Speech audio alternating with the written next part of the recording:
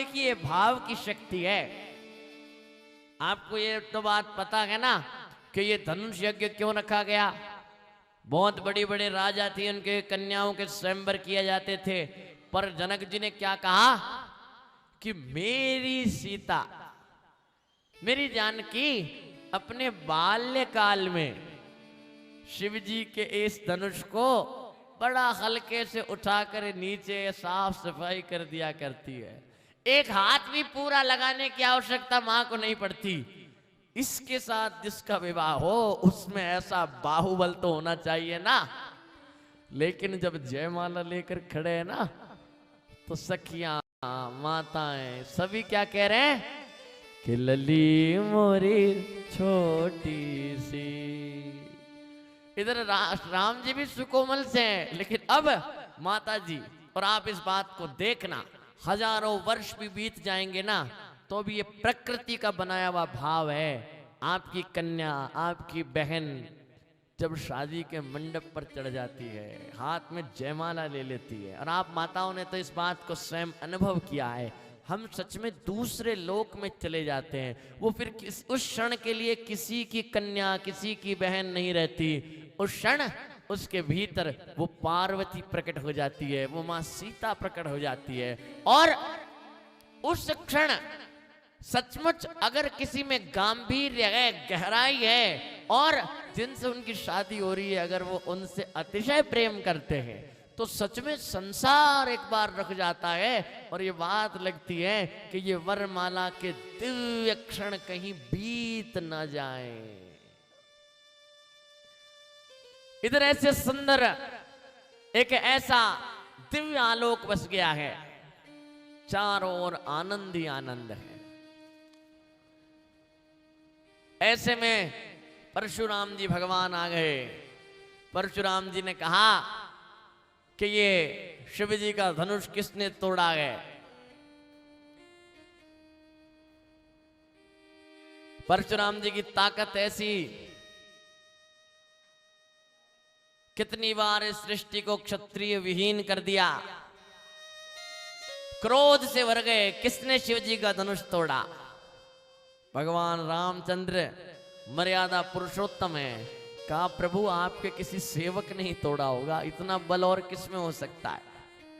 कहा मेरा सेवक नहीं है, वो मेरा शत्रु है। कौन है?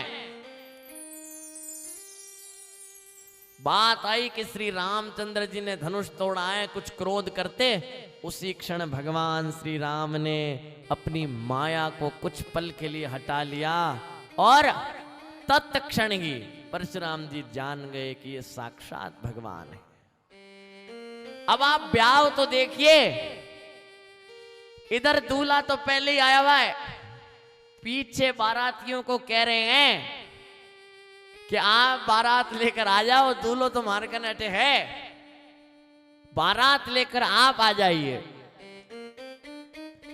राजा को जब ये बात पता चली, लगन पत्रिका लेके गए, और जैसे हम अपने भगवान के यहाँ पहला पत्र देते हैं अपने गुरु आश्रम में, गुरु चरणों में, ऐसे ही अपने गुरु जी को उन्होंने ये बात बताई, प्रभु ऐसी ऐसी दिव्य लीला हो गई है, और अब विवाह की मंगल वेला है। एकाएक गुरु जी ने आनंद के वचन मुख से बोलने प्रारंभ किए कि सुनी बोले गुरु अति सुख पाए,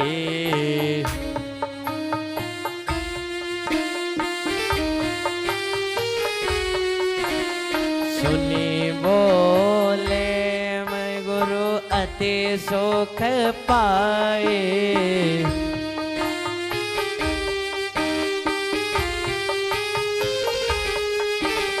पुण्य पुरुष कहु मैं सुख छाए,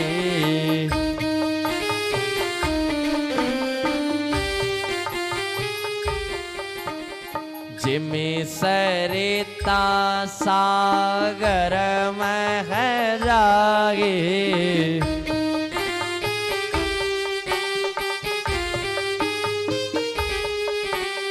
जदपि ताहि कामना नाहि, लागे।